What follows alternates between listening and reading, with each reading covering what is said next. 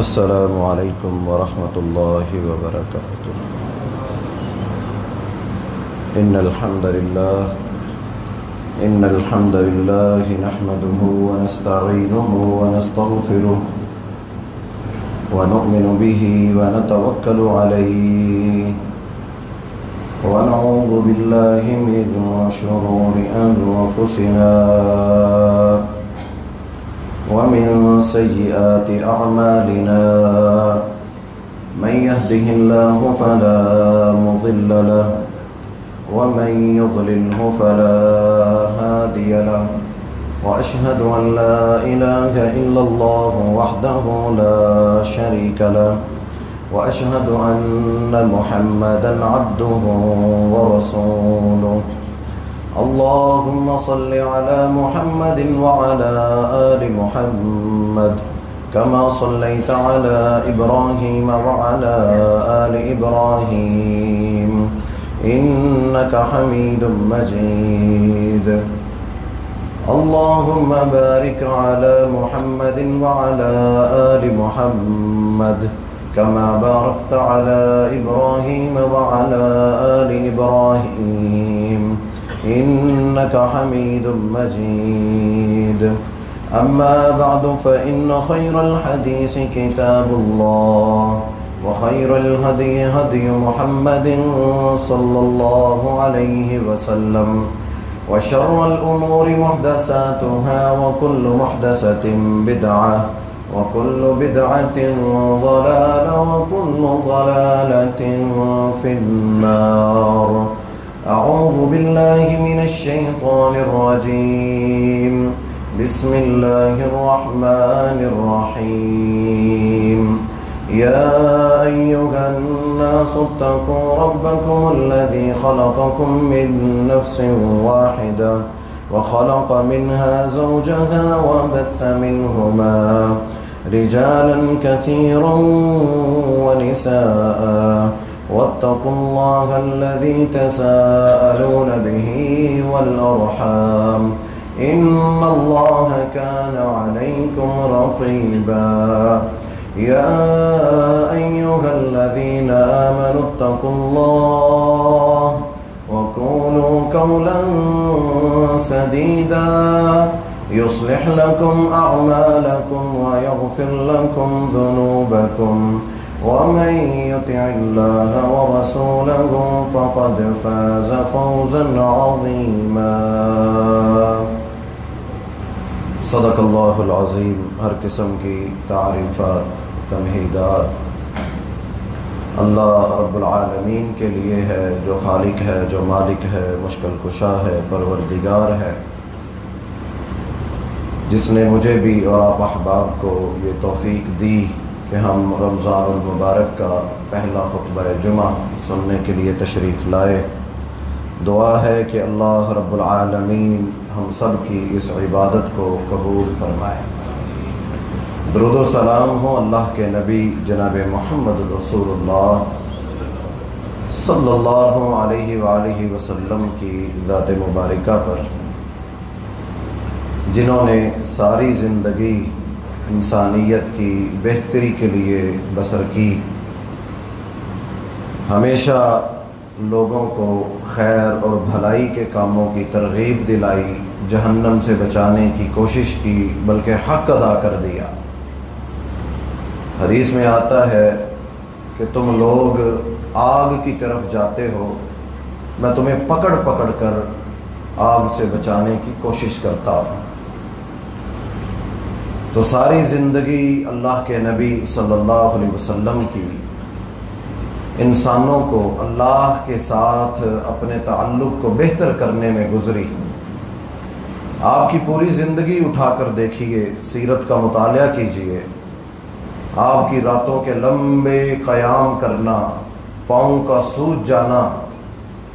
اپنے بستر کو چھوڑ دینا، نیند قربان کرنا، اور روزے کثرت کے ساتھ رکھنا، صدقہ اور خیرات کرنا، اور جہاد جیسے عظیم عمل میں خود شامل ہونا، تو یہ ساری زندگی کا مقصد ایک ہی تھا کہ اللہ رب العالمین راضی ہو جائے اور انسانوں کو میری زندگی آئیڈیل اور نمونہ کے طور پر جو پیش کی گئی کہ لقد کان لکم فی رسول اللہ اسوۃ حسنہ، کہ اس سے اپنی اصلاح کر لیں۔ رمضان المبارک کا یہ مہینہ یقیناً ہم سب جو اس وقت یہ خطبہ سن رہے ہیں، یہ دنیا میں لوگ موجود ہیں،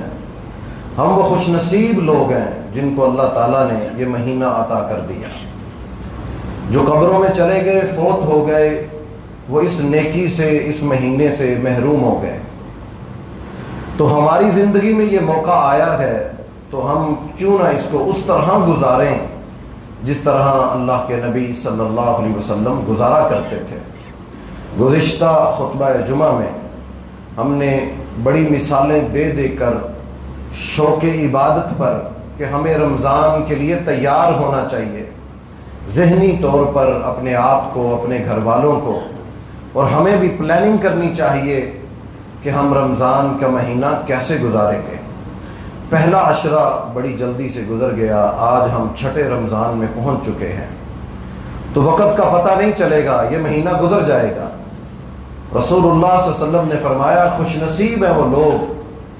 کہ اللہ تعالیٰ جن کو جہنم سے آزاد کرتا ہے اس مہینے میں، اور جس کو اللہ نے یہ مہینہ دیا اور اس نے اپنی بخشش کروا لی، خوش نصیب انسان ہے وہ۔ اور جس کو یہ مہینہ مل گیا لیکن صرف اس کا کھانے پینے کا ٹائم بدلا، اس کے سونے اور جاگنے کا ٹائم بدلا، اور اس کی زندگی میں کوئی انقلاب پیدا نہیں ہوا، یہ رمضان اس کی زندگی میں کوئی تبدیلی نہیں لا رہا، نہ وہ قرآن پڑھتا ہے، نہ قیام کرتا ہے، نہ اس کے دل میں خوف خدا آتا ہے، تو اس کو سوچنا چاہیے کہ جن کے بارے میں رسول اللہ صلی اللہ علیہ وسلم نے فرمایا کہ بدبخت ہیں وہ لوگ جن کو یہ مہینہ ملا لیکن وہ اللہ کو منا نہیں سکے، اللہ کو راضی نہیں کر سکے۔ تو انشاءاللہ ہم آج کے خطبہ جمعہ میں اللہ کے نبی صلی اللہ علیہ وسلم کا ایک عمل جو زکوٰۃ کے متعلق بھی ہے، انفاق کے متعلق بھی ہے،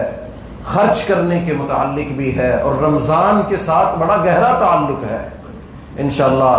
ہم چند مثالیں دے کر آج کے خطبہ جمعہ میں یہ بیان کریں گے تاکہ ہم سب کی اس سے اصلاح ہو سکے، اور جو بیماریاں، جو تکلیفیں، جو تنگیاں، جو جسم کی بیماریاں، روحانی بیماریاں، ایک ہے جسم بیمار ہو جائے، کوئی بیماری لگ جائے، ایک روح کا بیمار ہو جانا کہ نہ قرآن اثر کرتا ہے، نہ دعوت اثر کرتی ہے، نہ نصیحت اثر کرتی ہے، نہ نماز پڑھنے کے بعد اس کے اندر کوئی بے حیائی سے دوری آتی ہے، تو یہ جو روح بیمار ہو جاتی ہے، شاید کہ آج کے خطبہ جمعہ سے ہمارے اندر کی یہ بیماریاں ختم ہو جائیں، اور اللہ رب العالمین ہم سب کو اپنا قرب عطا فرمائے۔ قرآن مجید میں اللہ رب العالمین نے وَأَنفِقُوا مِمَّا رَزَقْنَاكُم مِّن قَبْلِ أَن يَأْتِيَ أَحَدَكُمُ الْمَوْتُ، خرچ کرو، وَأَنفِقُوا خرچ کرو، من قبل اس سے قبل کہ تمہیں موت آ جائے، یہ اللہ تعالیٰ کا قرآن مجید میں حکم ہے، خرچ کرو اس سے قبل کہ آپ کو موت آ جائے، اور تم اللہ سے کہو فَيَقُولَ رَبِّ لَوْلَا أَخَّرْتَنِي إِلَىٰ أَجَلٍ قَرِيبٍ، اے میرے اللہ آپ نے اگر مجھے مہلت دی ہوتی تو میں ضرور خرچ کرتا اور نیک لوگوں میں شامل ہو جاتا۔ یہ قرآن مجید میں ایک حسرت اور ایک خواہش بیان کی گئی جو مال کے متعلق ہے، انسان کے اندر فطرتاً مال کی محبت رکھ دی گئی ہے۔ نبی علیہ السلام نے فرمایا انسان کی جتنی عمر بڑھتی جاتی ہے، بڑھاپے کے قریب ہوتا ہے، 40 سال 50 سال 60 سال عمر ہو جاتی ہے، تو اس کے اندر دو خواہشیں پیدا ہو جاتی ہیں، ایک مال کی ہوس بڑھ جاتی ہے، اور دوسرا لمبی جینے کی خواہش بڑھ جاتی ہے کہ مجھے موت کبھی نہ آئے۔ اور رسول اللہ صلی اللہ علیہ وسلم نے فرمایا کہ یہ ہوس ایسی ہوس ہے کہ اگر دو سونے کی بھری ہوئی وادیاں کسی شخص کو دے دی جائیں کہ یہ سونے کی وادی، بہت بڑی میدان کو جس کے چاروں طرف پہاڑ ہو اور درمیان میں خالی جگہ، وہ وادی ہے، فرمایا کہ 2 وادیاں سونے کی بھری ہوئی کسی کو عطا کر دی جائیں تو یہ انسان ہے، یہ خواہش کرے گا کہ مجھے تیسری بھی مل جائے۔ اسی لیے رسول اللہ صلی اللہ علیہ وآلہ وسلم نے فرمایا تھا کہ اس کا پیٹ صرف قبر کی مٹی بھر سکتی ہے، مال کی ہوس کم نہیں ہو سکتی، لیکن مال کمانا یہ بھی دین ہے ہمارا۔ اللہ تعالیٰ نے اس کو اپنا فضل کہا، یا ایھا الذین آمنوا اذا نودی للصلاۃ من یوم الجمعہ فاسعوا الی ذکر اللہ وذروا البیع ذالکم خیر لکم۔ جمعے کی اذان ہو جائے دکانیں بند کر دو، کاروبار ختم کر دو، اللہ کے گھر کی طرف آ جاؤ۔ اس وقت کاروبار کرنا جائز نہیں ہے تمہارے لیے۔ جب جمعہ ختم ہو تو تم پھیل جاؤ اللہ کی زمین پر، اور خیر بھلائی، اللہ کہتے یہ کمانا، رزق تلاش کرنا، محنت کرنا، دماغ کھپانا، اپنے بچوں کے لیے روٹی روزی کا بندوبست کرنا، فرمایا یہ تمہارے لیے خیر ہے، بہتر ہے۔ اور اس سے اگلی آیت میں فرمایا وَابْتَغُوا مِن فَضْلِ اللَّهِ، یہ اللہ کا فضل ہے، اس فضل کو تلاش کرو۔ تو حقیقت میں مال کمانا کوئی بری چیز نہیں ہے۔ سوسائٹیاں بناؤ، بزنس کرو، مال کماؤ، ایک دکان سے 2 دکانیں بناؤ۔ مال کمانا اللہ کے ہاں کوئی عیب نہیں ہے، بلکہ پسند کیا رسول اللہ صلی اللہ علیہ وسلم نے۔ فرمایا تم میں سے بہتر وہ ہے جو اپنے ہاتھ کی کمائی سے کماتا ہے اور کھاتا ہے، وہ بہتر ہے تم میں سے۔ نبیوں کی مثال دے کر سمجھایا کہ پہلے انبیاء بکریاں چراتے تھے اور محنت مزدوریاں کیا کرتے تھے، اور ہم نے اسی جگہ ممبر پر انبیاء کا جب تذکرہ آپ احباب کو سنایا رمضان سے قبل، تو نبیوں کے پیشے بھی بتائے کہ ابراہیم علیہ السلام، نوح علیہ السلام، ہود علیہ السلام، یہ سارے نبی ان کے کاروبار تھے، کاروبار کرتے تھے، تو ہاتھ کی کمائی اللہ تعالیٰ کو زیادہ پسند ہے۔ لیکن وہ مال جس کو کمایا اس لیے جائے کہ اس کا مقصد صرف دنیا ہو، صرف دنیا کا عیش و آرام ہو، صرف دنیا ہی اس کا مطلوب ہو،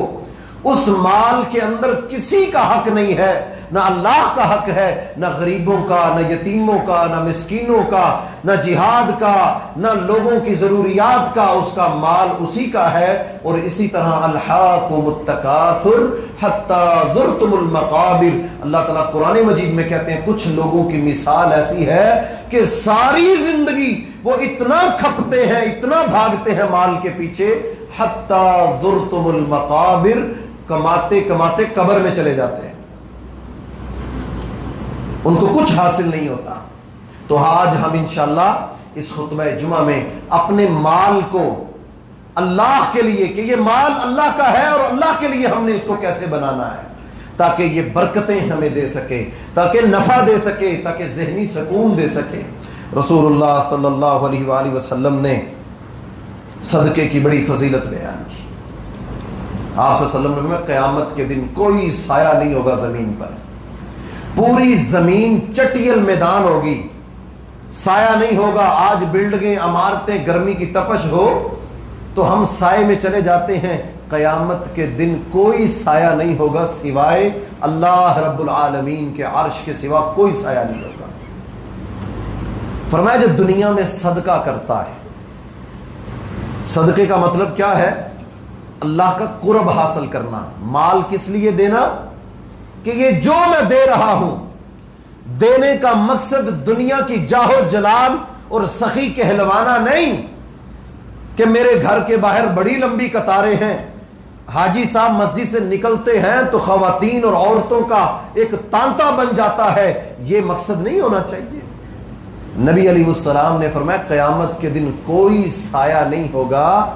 صدقہ کرنے والا جتنا مرضی کر دے،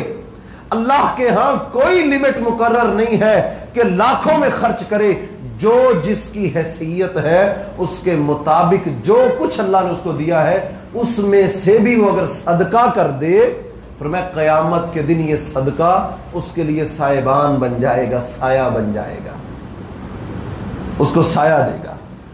اس سے آگے بہت بڑی خوشخبری سنائی، فرمایا ان الصدقہ لتطفئ غضب الرب، اس نے ایسے گناہ کیے کہ ان گناہوں کے بعد اس پر اللہ کا عذاب برسنا ضروری ہو چکا تھا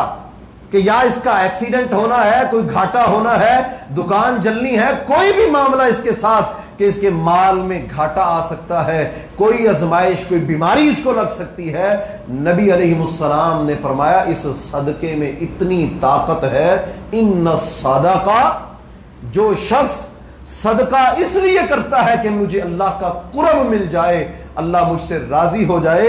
مقصد صرف یہ ہوتا ہے، فرمایا وہ شخص صبح کے وقت گھر سے نکلنے سے قبل یا گھر سے نکلتے ہی صدقہ کر دیتا ہے، جو آگے دن میں اس کے اوپر لکھا گیا تھا تقدیر میں کہ آج اس کی ٹانگ ٹوٹنی ہے، اس کا ایکسیڈنٹ ہونا ہے، آج اس کے نامہ اعمال میں لکھا گیا تھا کہ یہ اس کے ساتھ خسارہ ہونا ہے، کوئی بیماری لگنی ہے، اس شخص نے صبح صدقہ دیا، اس کی اتنی طاقت ہے، رسول اللہ صلی اللہ علیہ وسلم نے فرمایا ان الصدقہ لتطفئ غضب الرب، اللہ کے غضب کو ٹال دیتا ہے، تقدیر کو بدل دیتا ہے، اللہ تعالیٰ اس بیماری سے، اس آفت سے اس کو بچا لیتا ہے۔ یہ اتنا عظیم عمل ہے۔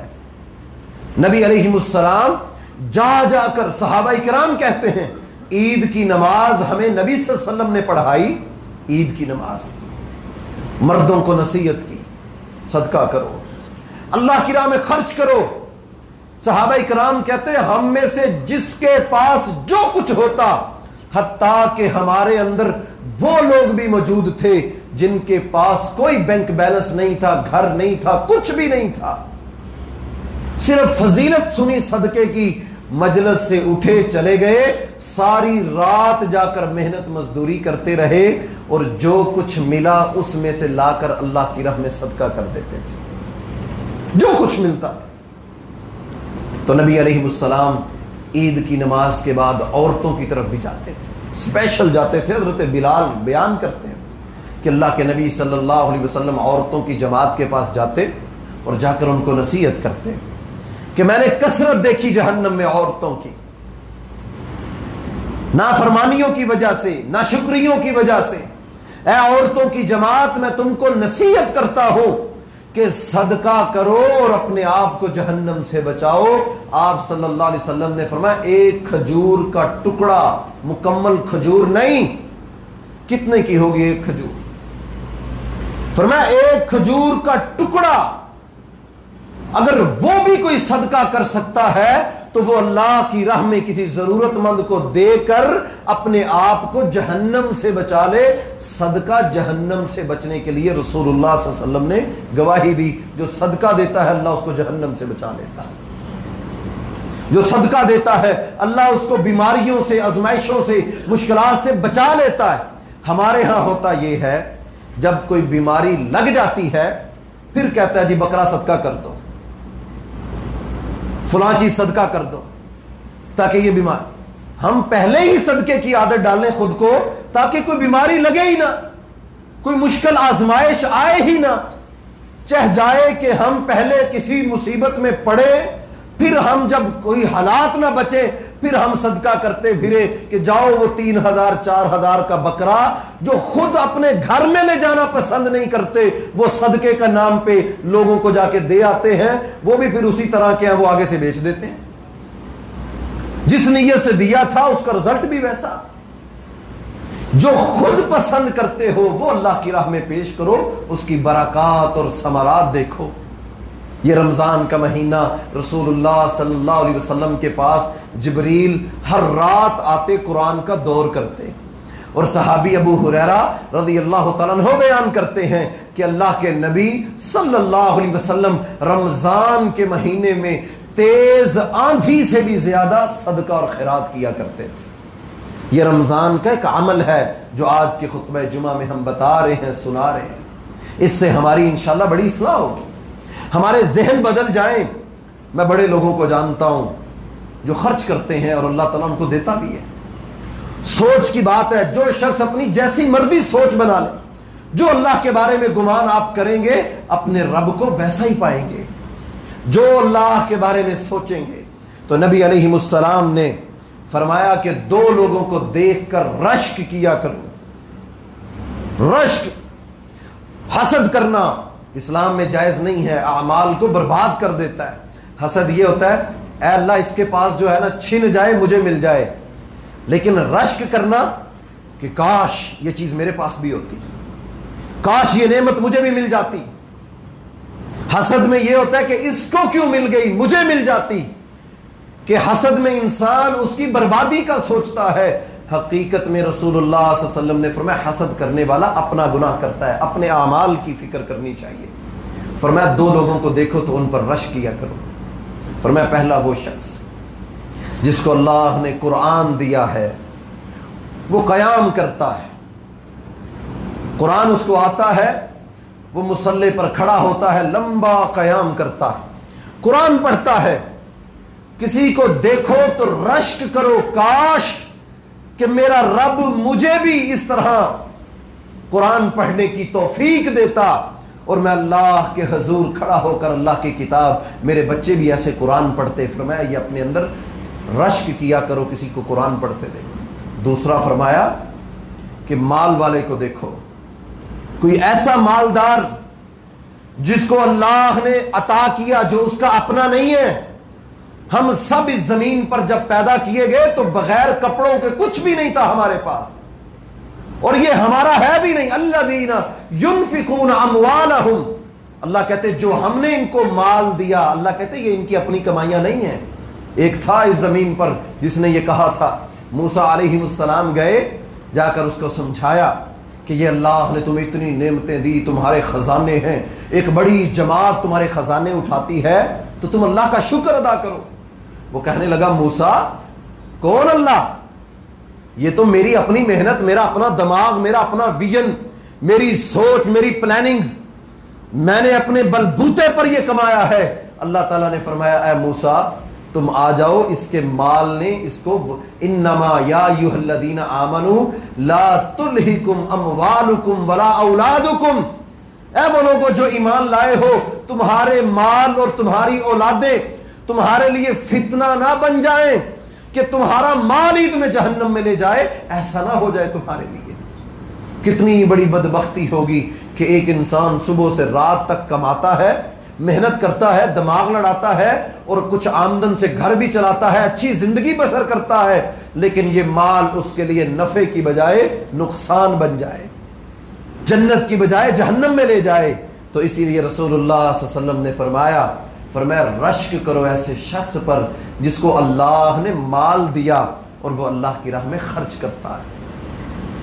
اس کا خرچ کرنا دیکھو تو یہ دعا کرو اے اللہ مجھے بھی یہ مال دیا ہوتا، اے اللہ میں اسی طرح تیرے راستے میں خرچ کرتا.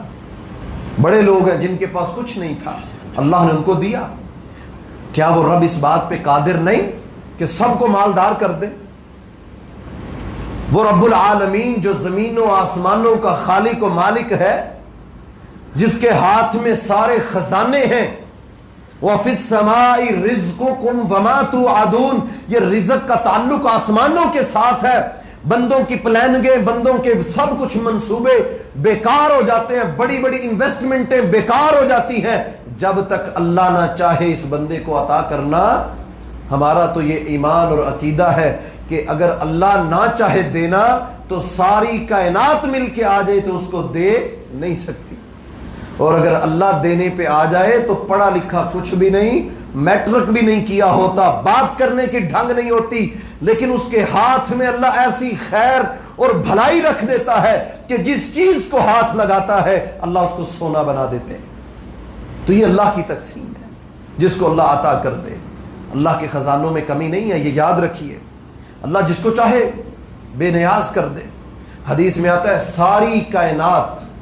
ایک میدان میں جمع ہو جائے، کھلے میدان میں آدم علیہ السلام سے لے کر قیامت تک کے سارے انسان ایک میدان میں کھڑے ہو کر اللہ سے مانگنا شروع کر دیں. اور مانگیں بھی کتنا؟ رسول اللہ صلی اللہ علیہ وسلم نے فرمایا جتنی جس کی زبان ہے، جو مانگ سکتا ہے، جو اس کے دماغ میں بات آتی ہے، جتنا سوال کر سکتا ہے، खालिक व मालिक से मांगना शुरू कर दे, आदम से लेकर कयामत तक के सारे इंसान अल्लाह से मांगना शुरू कर दें और अल्लाह उन सब को उतना उतना देता भी जाए, तो अल्लाह के खजानों में इतनी भी कमी नहीं आती कि समंदर में सुई को डालकर निकाला जाए। वो इतनी बड़ी जात है खालिक व मालिक, वो रब्बुल आलमीन। क्या वो इस बात पे कादिर नहीं कि सबको मालदार कर दे? सबको ये आजमाइश है, इसीलिए तो कहा इन्नमा अमवालुकुम व औलादुकुम फितना। हमने माल और औलाद में आजमाइश रख दी कि हम देखें कि जिसको हमने अता किया उसके तेवर कैसे हैं, उसका मिजाज कैसा है, वो उसका रंग ढंग कैसा है, उसके अंदर किस तरह की सलाहियतें हैं। अगर वो माल मिलने के बाद, अल्लाहु अकबर, इस कायनात में सबसे बड़े सखी जनाब मोहम्मद रसूलुल्लाह सल्लल्लाहु अलैहि वसल्लम। आप गरीब नहीं थे, आप गरीब नहीं थे। अल्लाह के नबी सल्लल्लाहु अलैहि वसल्लम सबसे ज्यादा सखी थे, सखावत करने वाले थे। नमाज पढ़ाई, जल्दी सलाम फेर दिया। मुसल्ले से ऐसे उठे गोया कि जमीन गर्म हो, तप रही हो। सहाबा कहते जल्दी सलाम फेरते ही उठकर फौरन घर चले गए। हमने बड़ा ताज्जुब किया, अल्लाह के नबी सल्लल्लाहु अलैहि वसल्लम कभी ऐसा हुआ नहीं कि नमाज पढ़ाई हो, सलाम फेरा हो और इतनी जल्दी से घर चले जाए। सहाबाई कराम चौंक गए। अल्लाह के नबी सल्लल्लाहु अलैहि वसल्लम वापिस आए तो चेहरे पर इत्मीनानियत और सुकून था। पूछा, मेरे सहाबा क्या हुआ, क्यों परेशान हो? कहा, अल्लाह के नबी सल्लल्लाहु अलैहि वसल्लम हमने आपको इस तरह करते हुए नहीं देखा। हम हैरान हो गए कि आप इतनी जल्दी उठकर चले गए। नबी अलैहिस्सलाम ने फरमाया, मेरे जहन में ये बात आई कि मेरे घर में सोने की एक डली पड़ी है जो मैंने अल्लाह की राह में खर्च करनी थी, तो मुझे लगा कि इससे कबल मुझे मौत ना आ जाए, मैं अल्लाह को इस हाल में मिलूं कि मेरे घर में सोना पड़ा हो, और मैं अल्लाह को क्या जवाब दूंगा कि ये तो जरूरतमंदों और मोहताजों का हक था। मैंने इसलिए फौरन जाकर उसको अल्लाह की राह में सदका कर दिया। आपने कभी जोड़ा नहीं। सैयदा आयशा कहती हैं रज़ियल्लाहु ताला, हमारे घर के हालात ऐसे थे, कई कई दिन घर में चूल्हा नहीं जलता था, हमसायों के घरों से दूध आता था, उसी से गुजारा करते थे। सहाबा इकराम कहते रिज़वानुल्लाह अलैहिम अजमाइन, अल्लाह के नबी सल्लल्लाहु अलैहि वसल्लम के पास जो शख्स गया मांगने के लिए, कोई एक सवाली ऐसा नहीं है कि जो अल्लाह के नबी सल्लल्लाहु अलैहि वसल्लम के पास गया हो, आपके पास हो, आपने कहा हो कि नहीं है। कोई एक शख्स भी ऐसा नहीं है। एक चादर एक औरत ने दी, बड़ी खूबसूरत चादर, अल्लाह के नबी सल्लल्लाहु अलैहि वसल्लम को उसने बड़ी मेहनत से तैयार की और तोहफे में पेश की कि अल्लाह के नबी सल्लल्लाहु अलैहि वसल्लम, मैं चाहती हूं कि आप ये पहन कर आए। अल्लाह के नबी सल्लल्लाहु अलैहि वसल्लम ने उस चादर को पहना तो सहल रज़ियल्लाहु ताला अन्हु ने देखा, बड़ी खूबसूरत चादर है। कहा, अल्लाह के नबी इतनी खूबसूरत चादर, आप तो बहुत खूबसूरत लग रहे हैं। अल्लाह के नबी सल्लल्लाहु अलैहि वसल्लम, क्या ही हो अगर आप ये चादर मुझे दे दें। अल्लाह के नबी सल्लल्लाहु अलैहि वसल्लम बैठे रहे, जितनी देर वहां बैठना था। आप वापस गए, जाकर चादर को तब्दील किया और एक सहाबी के हाथ फौरन उस चादर को रवाना कर दिया कि जाओ, उसने मुझसे सवाल किया था, मैं उसको दे देता। सहाबा ने बड़ा ताज्जुब किया, सहल तूने अच्छा नहीं किया, अल्लाह के नबी सल्लल्लाहु अलैहि वसल्लम को इतनी प्यारी लग रही थी, तुमने मांग ली। कहा, अल्लाह के बंदो, मैं ये चाहता था, मुझे भी पता है कि मेरे नबी पर ये बड़ी खूबसूरत लग रही है, मैं ये चाहता था कि मैं जब इस दुनिया से जाऊं तो इस चादर को मेरी कफन बना दिया जाए। मैंने तो अपनी आखिरत का सोच कर अल्लाह के नबी सल्लल्लाहु अलैहि वसल्लम से सवाल कर लिया था, लेकिन अल्लाह के नबी सल्लल्लाहु अलैहि वसल्लम ने वो फौरन पेश की। सैयदा आयशा रज़ियल्लाहु ताला अन्हा बयान करती हैं कि अल्लाह के नबी सल्लल्लाहु अलैहि वसल्लम ने फरमाया, मेरे सहाबा, अगर मेरे पास ओहद पहाड़ 7-8 किलोमीटर लंबा ये पहाड़ है, फरमाया ओहद पहाड़ के बराबर मेरे पास अगर सोना हो तो मैं नबी सल्लल्लाहु अलैहि वसल्लम 9 किलोमीटर या 8 किलोमीटर लंबा ये पहाड़ 3 दिन गुजरने से पहले मैं अल्लाह की राह में खर्च कर दूं, सदका कर दूं, 3 दिन भी ना गुजरने दूं।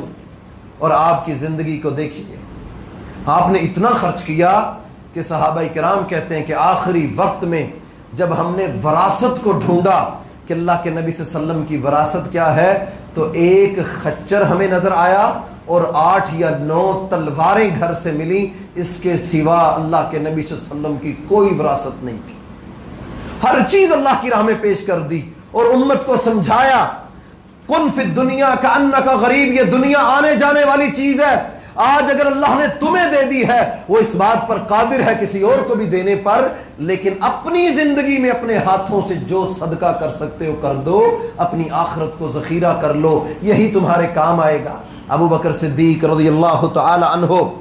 گھر کا سارا مال لے آئے۔ عمر کہنے لگے میں نے اس دن سوچا تھا کہ آج میں بڑا مالدار ہوں۔ دیکھیے صحابہ کرام یہ اپنے لیے فخر اور اعجاز اور اپنے لیے بڑا فخر محسوس کرتے تھے کہ میں اپنے فلاں بھائی سے زیادہ اللہ کی راہ میں خرچ کر دوں۔ تو یہ مہینہ رمضان کا انفاق کا مہینہ، خرچ کرنے کا مہینہ، غریبوں کی محتاجوں کی مدد کرنے کا مہینہ، ضرورت مندوں کا، یتیموں کا، بیواؤں کا، کہ وہ ہاتھ پھیلا پھیلا کر در بدر۔ ہاں یہ بات بھی یاد رکھیے، جن لوگوں کو مانگنے کی عادت ہے، جو ہر وقت سوال کرتے ہیں، جو بھکاری ہیں، ان کی مدد آپ کا دل نہیں مانتا تو نہ کریے۔ میرا اپنا ایک ذاتی موقف ہے کہ جو لوگ پیشہ بنا کر بیٹھے ہیں، اشاروں پر، باقی جگہوں پر، ڈر بھی لگتا ہے، دل میں خیال آتا ہے کہ مجرم نہ بن جائیں، کہ کوئی آیا اور ہم نے دیا نہ،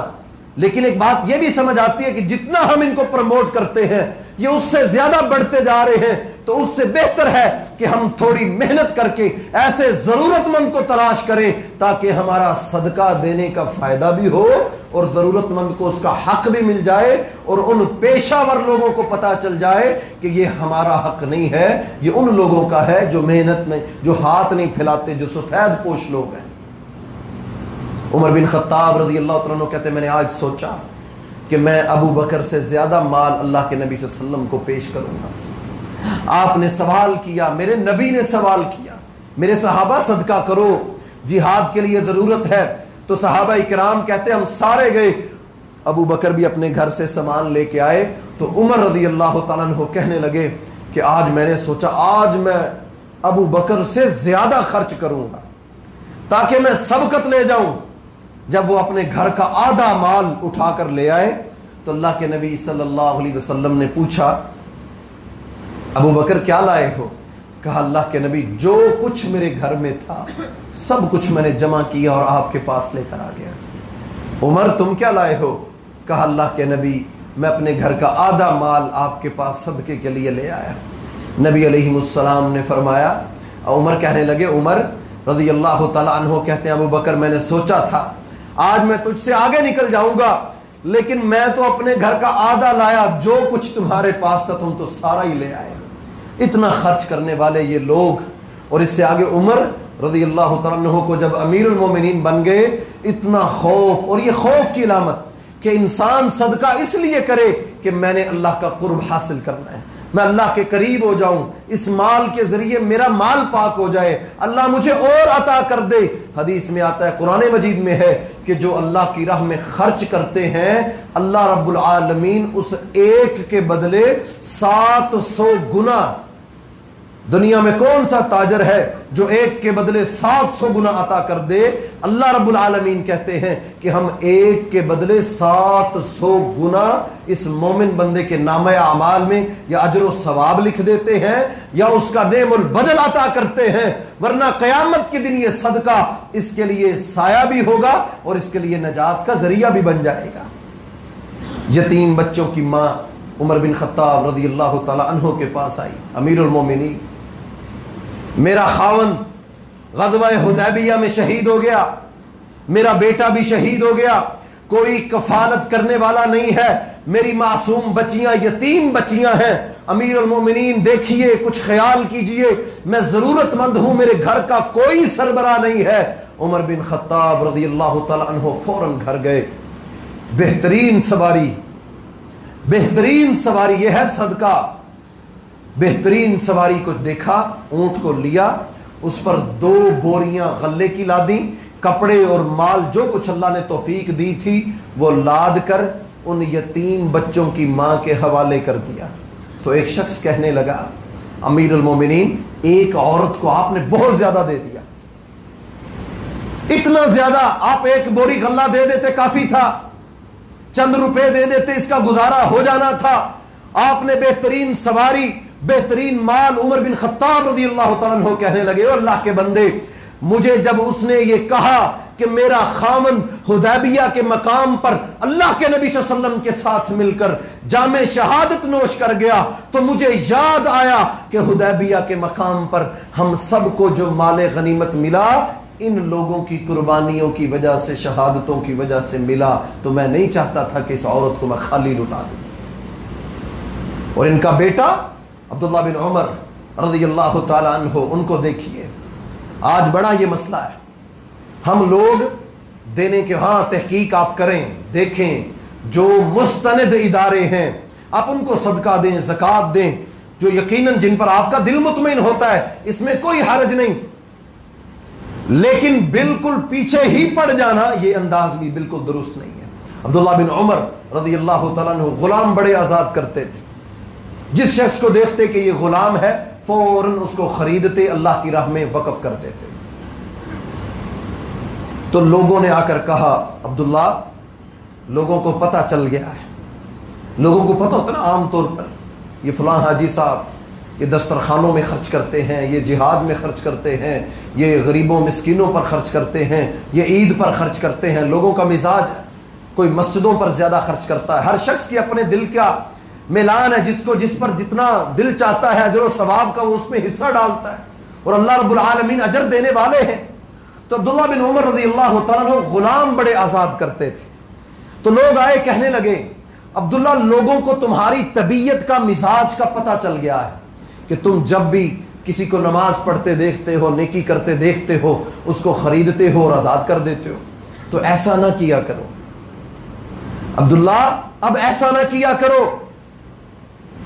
لوگ تمہارے سامنے مسجد میں آ جاتے ہیں، تمہارے سامنے آ کر نمازیں شروع کر دیتے ہیں، تمہیں پتا چلتا ہے یہ غلام ہے، تم اس کے مالک کو پیسے دے کر اس کو آزاد کرتے ہو، لوگوں کو پتا چل گیا ہے کہ یہ فلاں، یہ اپنے اوپر ہم اپلائی کریں کہ یہ فلاں صاحب فلاں چیز میں خرچ کرتے ہیں، لوگوں کو پتا چل گیا، تو لہذا لوگوں نے آ کر مشورہ دیا اے عبداللہ اب تم ایسے غلام آزاد نہ کیا کرو۔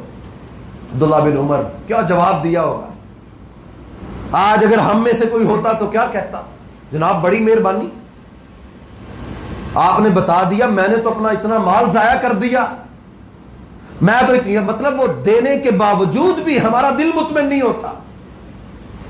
تو آج جو بات میں سمجھانا چاہتا ہوں، جو صحابی رسول نے جواب دیا کہ دینے کے بعد آپ کا تعلق ختم ہو گیا اس کام سے، اب وہ جانے اور اس کا رب جانے، اس نے اپنا جواب دینا، آپ کو آپ کے دیے کا اجر و ثواب انشاءاللہ اللہ تعالیٰ عطا کر دے گا۔ عبداللہ بن عمر کیا کہتے ہیں؟ کہتے لوگوں سنو، تم مجھے آ کر کہتے ہو کہ یہ غلام بیچارے آ کر میرے سامنے نماز پڑھتے ہیں، سنو تم مجھے یہ کہنا چاہ رہے ہو نا کہ یہ لوگ مجھے اللہ کے نام پہ دھوکہ دیتے ہیں، تم یہ کہنا چاہ رہے ہو نا کہ لوگ اللہ کا نام استعمال کر کے مجھے دھوکہ دیتے ہیں، تو سنو میں اپنے رب سے اتنی محبت کرتا ہوں کہ اگر کوئی مجھے میرے رب کا نام لے کر جو کہے گا میں عبداللہ بن عمر اس پر یقین کر لوں گا۔ یہ ان کے انداز تھے۔ ابو طلحہ انصاری کو دیکھیے، جنہوں نے دینا ہو اللہ تعالیٰ ان کی نیتیں دیکھتا ہے، سائز نہیں دیکھتا کہ اس نے کتنے راشن دیے، کتنے دسترخوان لگا دیے۔ اللہ کے ہاں تو معیار کاؤنٹ ہوتا ہے کہ اس بندے کے اندر کیا ہے۔ یہ خرچ کرنے والا یہ رمضان کے مہینے کا پورا سال انتظار کرتا ہے کہ میں زکوٰۃ دوں گا، لیکن اس زکوٰۃ دینے والے کی نیت اور ارادہ کیا ہے؟ اللہ کے نبی صلی اللہ علیہ وسلم نے مسجد میں اعلان کروایا کوئی ہے جو اس مہمان کو پہلے اپنے گھروں میں پتہ کروایا، سارے گھروں سے پیغام آیا، اللہ کے نبی صلی اللہ علیہ وسلم ہمارے پاس گھر میں پانی کے سوا کچھ بھی نہیں ہے۔ آپ نے کہا کوئی ہے ایسا شخص جو اس مسجد میں جو ہمارے اس مہمان کی مہمان نوازی کرے؟ ابو طلحہ انصاری رضی اللہ تعالیٰ عنہ کھڑے ہوئے، کہنے لگے اللہ کے رسول صلی اللہ علیہ وسلم میں اس شخص کی آج رات مہمان نوازی کروں گا۔ پتہ نہیں تھا گھر میں کیا ہے، گھر گئے، بیوی سے پوچھا گھر میں کیا ہے؟ وہ کہنے لگی کھانا ہے جو صرف آپ کا، میرا اور بچوں کا ہے، کسی اور شخص کو پورا نہیں آ سکتا۔ ابو طلحہ انصاری رضی اللہ تعالیٰ عنہ کہنے لگے اللہ کی بندی، مجھے اللہ کے نبی صلی اللہ علیہ وسلم نے مسجد میں اعلان کیا تو مجھے نہیں پتا تھا میرے گھر میں کچھ ہے کہ نہیں، میں تو اس کو اللہ کا مہمان سمجھ کر، اپنے نبی کا مہمان سمجھ کر اپنے گھر میں لے آیا ہوں۔ تم ایسا کرنا، بچوں کو آج رات دلاسا دے کر جیسے تیسے سلا دینا، اگر روئیں گے کہنا کھانا پک رہا ہے، تو مہمان کے سامنے یہ کھانا رکھ دینا، بچ گیا تو کھا لیں گے، ورنہ لائٹ اور بتی جو لگی ہے کمرے میں، جو روشنی والی، اس کو بھی بجھا دینا تاکہ یہ مہمان، اللہ کا مہمان، یہ بھوکا نہ رہ جائے۔ یہ عمل دونوں میاں بیوی نے پوری رات کو دہرایا۔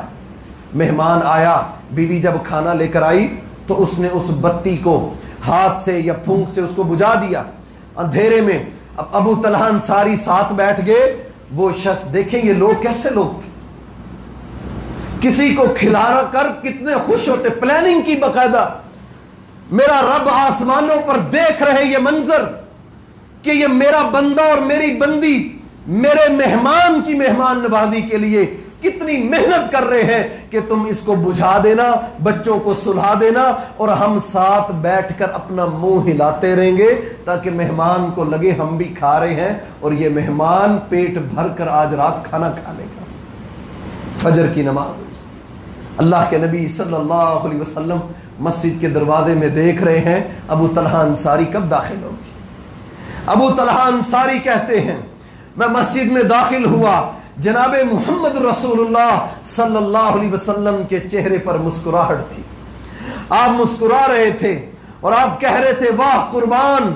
تیری مہمان نوازی پر، وَيُؤْثِرُونَ عَلَىٰ أَنفُسِهِمْ وَلَوْ كَانَ بِهِمْ خَصَاصَةٌ۔ جبریل میرے پاس قرآن کی آیتیں لے کر آئے ہیں کہ اللہ کے کچھ بندے زمین پر ایسے ہیں جو اپنی جانوں پر دوسروں کو ترجیح دیتے ہیں، دوسروں کا خیال رکھتے ہیں، اپنی ضرورتیں کم کر لیتے ہیں، ضرورت مندوں کا خیال کرتے ہیں، ایثار کرتے ہیں، قربانی دیتے ہیں، اپنی ضرورتیں کم کر کے ضرورت مندوں کا خیال کرتے ہیں۔ وَيُؤْثِرُونَ عَلَىٰ أَنفُسِهِمْ وَلَوْ كَانَ بِهِمْ خَصَاصَةٌ۔ ایمان میں سے، اہل ایمان مومنوں میں سے ایسے بندے بھی ہیں جو اپنی جانوں پر دوسروں کو ترجیح دیتے ہیں۔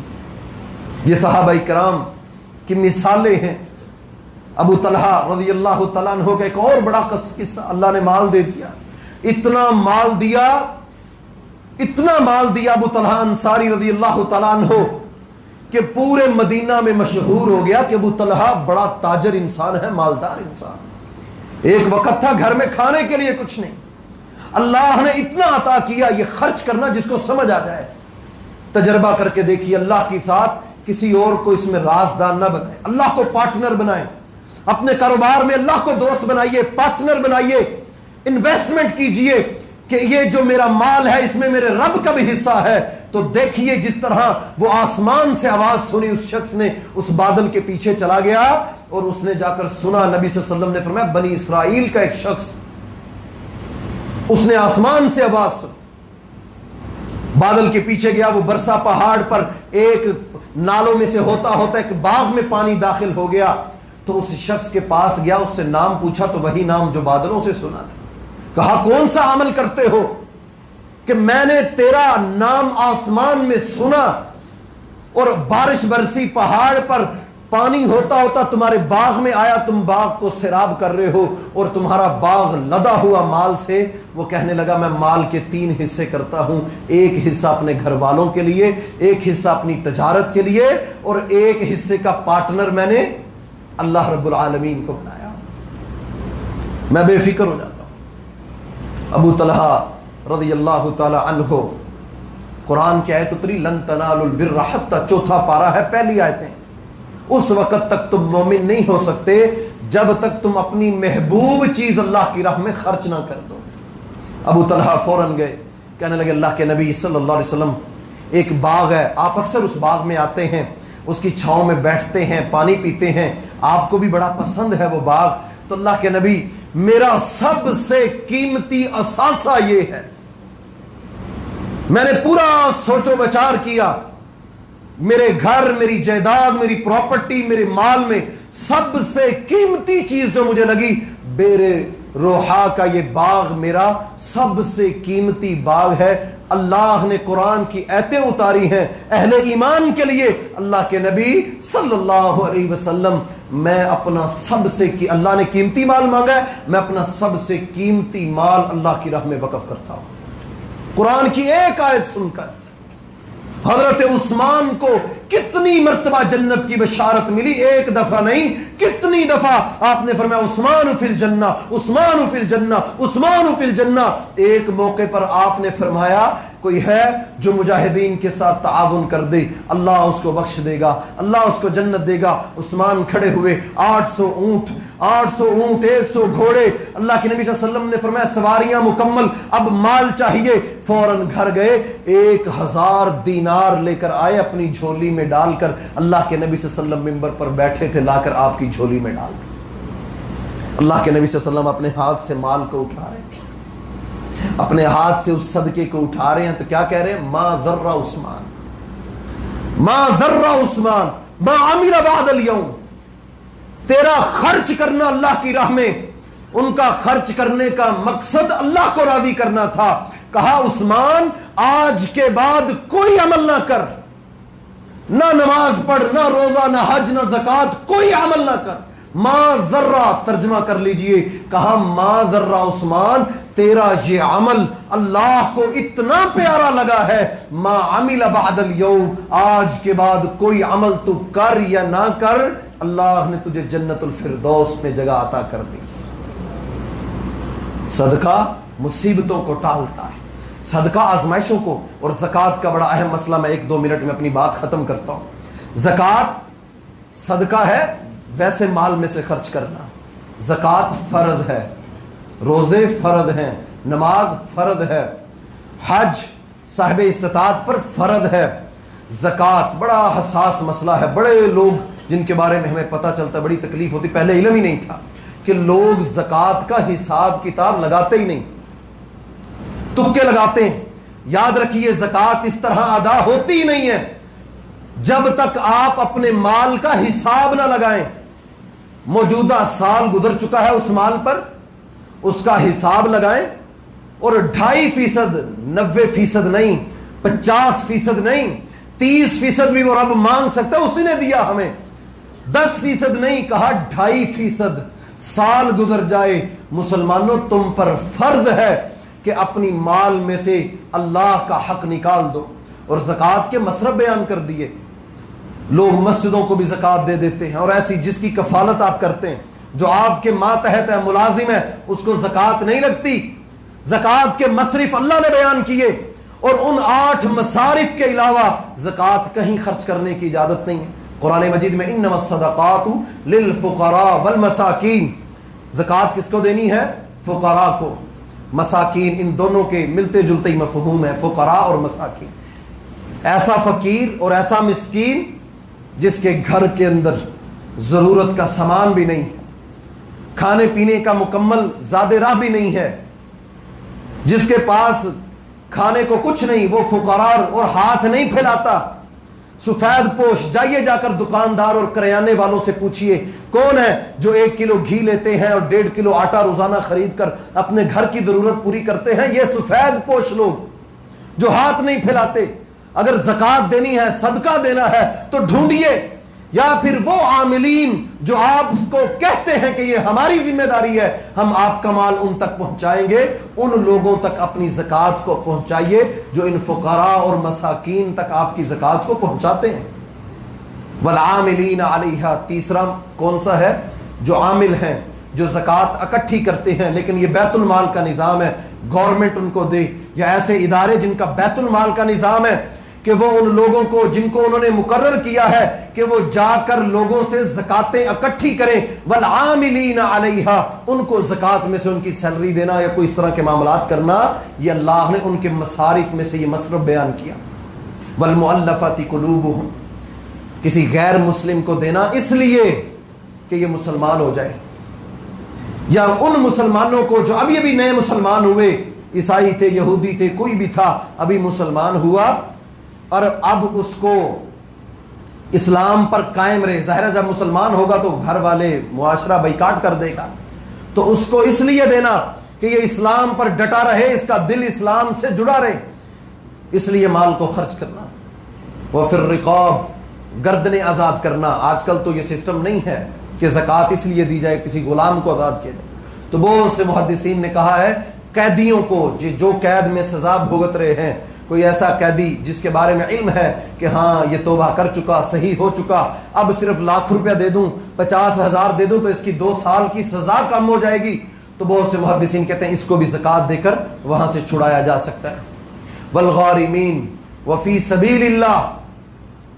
اللہ کی راہ میں دینا. جی فی سبیل اللہ کا مطلب مسجدوں میں نہیں, فی سبیل اللہ قرآن کا لفظ ہے, اور قرآن میں فی سبیل اللہ جہاد فی سبیل اللہ کو کہا گیا ہے کہ جہاد کرنے والے مجاہد کے لیے زاد راہ تیار کر کے دینا کہ وہ اللہ کی راہ میں جہاد کرتا ہے, اپنی زکوٰۃ کو مجاہدین کو دینا.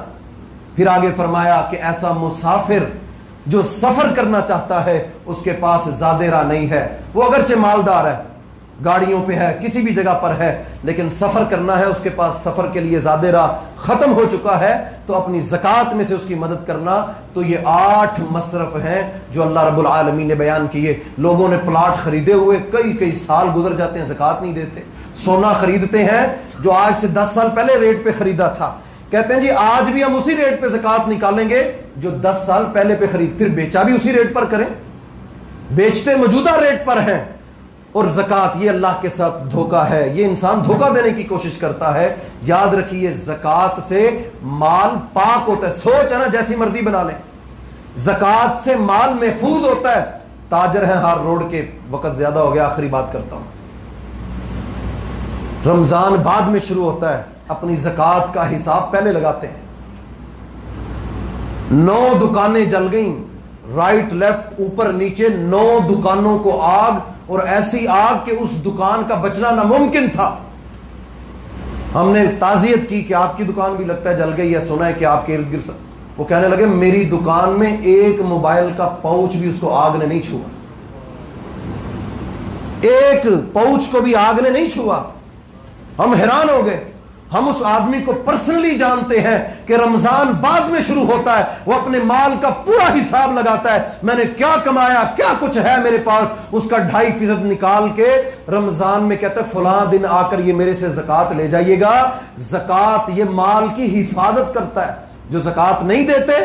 اللہ تعالیٰ قرآن میں کہتے ہیں کہ ایسے لوگوں کو قیامت کے دن انہی کے مال کو ہم آگ میں تپا کر ان کی پیشانیوں کو, ان کی پشتوں کو ہم اسی مال سے داغیں گے اور پوری دنیا میں اعلان کریں گے یہ وہ لوگ ہیں جن کو ہم نے دیا تھا اور یہ اللہ کا حق ادا نہیں کرتے تھے. تو اس لیے زکوٰۃ کے معاملے میں کوئی سستی نہیں کرنی چاہیے. اس مہینے میں ہم اپنی زکوٰۃ کو نکال کر اپنی ذمہ داریوں کو پورا کریں تاکہ جو غریب اور ضرورت مند ہیں وہ بھی اپنی زندگی کو بہتر طریقے سے گزار سکیں. تو صدقے کی فضیلت جو بیان کی, اللہ رب العالمین مجھے بھی اور آپ احباب کو عمل کی توفیق عطا فرمائے. اقول قولی ھذا استغفر اللہ لی ولکم ولسائر المسلمین.